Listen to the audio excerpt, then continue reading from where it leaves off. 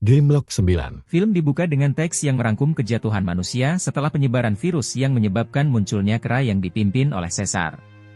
Pemakamannya ditampilkan, dengan seluruh klan kera meletakkan bunga di kepalanya sebelum api pembakarannya dinyalakan, dan para kera menghormati pemimpin mereka yang telah gugur.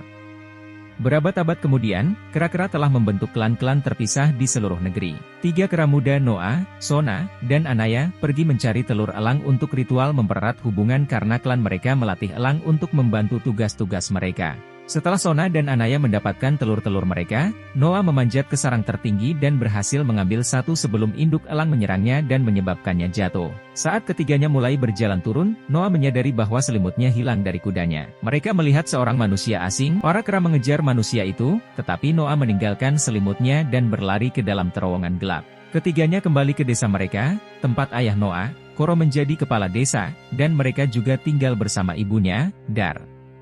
Noah berbicara kepada Koro tentang ritual yang akan dilakukan keesokan harinya, tetapi juga memperingatkannya agar tidak pergi keluar lembah setelah mencium bau manusia di selimut. Pada malam hari, Noah mendengar suara dan menemukan wanita manusia yang sama dari sebelumnya. Wanita itu memukul dadanya dan memecahkan telur yang disimpannya di karungnya. Sementara Sona dan Anaya bersedia menunda ritual mereka bersama Noah, Noah menolak untuk membiarkan mereka melakukan itu dan pergi mencari telur pengganti. Noah menemukan seekor kera yang sudah mati, bersama dengan kera dari klannya sendiri yang datang untuk memperingatkannya setelah ditikam pisau di punggungnya. Noah bersembunyi saat sekelompok kera bertopeng datang. Mereka menemukan kuda Noah dan memukulnya sehingga kuda itu dapat berlari kembali dan membawa mereka ke desa. Ketika Noah kembali, seluruh desa terbakar, dan para kera bertopeng mengumpulkan anggota klan Noah sambil berteriak, demi Caesar, termasuk Dar, Soona, dan Anaya. Noah pergi untuk menemui Koro, tetapi ia ditemukan oleh seorang jenderal gorila bernama Silva. Elang Koro terbang menjauh, dan Noah mencoba untuk melindungi ayahnya dari Silva. Koro melawan, tetapi Silva mengalahkan mereka berdua. Ia menjatuhkan Noah dari menara sebelum membunuh Koro. Di pagi hari, Noah mendapati dirinya sendirian di tengah reruntuhan rumahnya. Ia berjalan hingga menemukan jasad Koro dan menguburkannya. Ia kemudian berangkat untuk mencoba menemukan klannya. Elang Koro muncul kembali, tetapi ketika Noah mencoba untuk menjalin ikatan dengannya, elang itu mencakar lengannya. Ia terus berjalan dan beristirahat bila perlu, tetapi Noah akhirnya jatuh melalui langit-langit kaca dan masuk ke dalam perangkap. Ia melukai dirinya sendiri tetapi kemudian bertemu dengan orangutan bernama Raka. Awalnya ia percaya Noah bersama kera bertopeng, tetapi Noah menjelaskan situasinya. Raka kemudian mengatakan bahwa ia membakar kera terakhir dari klannya sebelum membawa Noah bersamanya. Tiba, sekelompok manusia muncul dan juga minum dan mandi dari air tersebut. Kemudian, kera-kera Proximus tiba dan mulai mengumpulkan manusia-manusia itu. Wanita itu bersembunyi di rumput sementara Raka mencoba melindunginya, dan Silva pergi memburunya. Noah menunggang kudanya untuk mencoba dan menemukan mereka berdua, tetapi wanita itu meneriakkan nama Noah dan diselamatkan olehnya. Dengan bantuan Raka, mereka berlari lebih cepat dari kera-kera jahat itu dan berhasil mencapai tepian. Wanita itu kemudian berbicara dan mengatakan bahwa namanya adalah Emae, dan dia memberitahu Noah bahwa para kera itu membawa klannya ke sebuah bunker sementara dia berharap untuk menemukan manusia-manusia lainnya.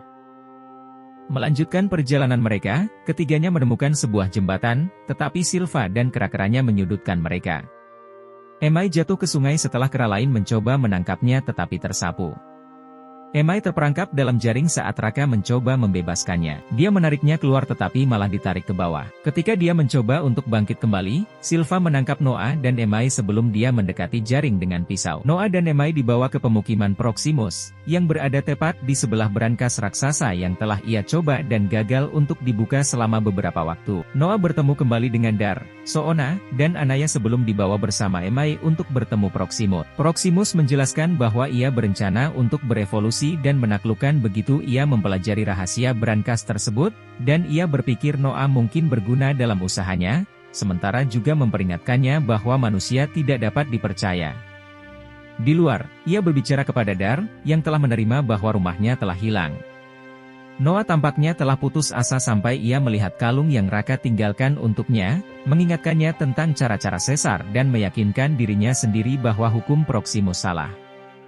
Noah pergi mencari Emai dan mengkonfrontasinya tentang apa yang sebenarnya diinginkannya. Emai mengatakan kepadanya bahwa dia mencari sesuatu yang menurutnya seperti buku untuk membantu manusia berkomunikasi lagi. Mereka bekerja sama dengan Soona dan Anaya untuk menghancurkan apa yang ada di dalam brankas dengan membuatnya basah sehingga tidak berguna bagi Proximus. Trevathan melihat mereka dan memberitahu mereka bahwa upaya mereka akan sia-sia.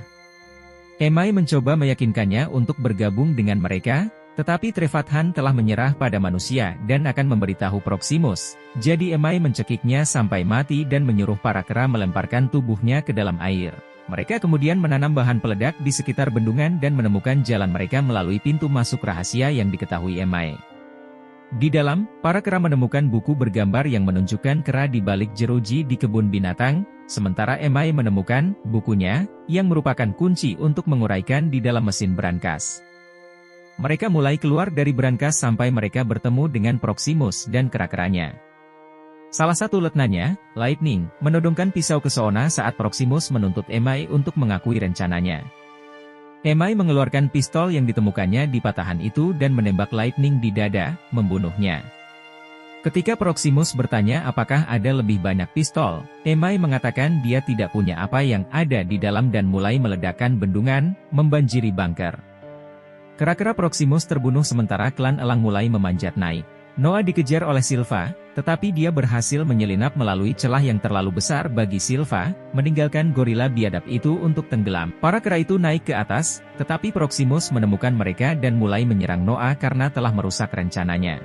Ia bermaksud membuatnya tunduk sebelum membunuhnya, tetapi Noah mulai melantunkan lagu-lagu ayahnya untuk memerintah para elang, memimpin seluruh klan untuk bergabung dengannya saat elang-elang itu menyerang Proximus. Mencakar dan mematuknya hingga Dar memerintahkan elangnya untuk memberikan pukulan terakhir saat elang-elang itu menarik Proximus ke atas langkan dan menjatuhkannya ke kuburannya yang berair. Noah membawa para kera kembali ke rumah mereka, di mana mereka mulai membangun kembali. Emai menemui mereka untuk datang dan mengucapkan selamat tinggal kepada Noah, tetapi Noah mengatakan bahwa ia telah setuju dengan satu hal yang dikatakan Proximus, yaitu bahwa manusia akan melakukan apapun untuk melayani diri mereka sendiri. Emai mengakui bahwa ia berusaha untuk membuat manusia kembali merebut kembali planet mereka, tetapi Noah mempertanyakan apa yang akan terjadi pada para kera. Emai tiba di markas manusia dan bertemu dengan seorang wanita bernama Corina. Emai memberinya kunci untuk menguraikan rahasia, yang dibawa Corina ke timnya, dan mereka menggunakannya untuk mengaktifkan jaringan satelit sehingga mereka dapat menghubungi penyintas manusia lainnya. Sementara itu, Noah membawa Soona ke observatorium sehingga ia dapat melihat bintang-bintang melalui teleskop bersamanya.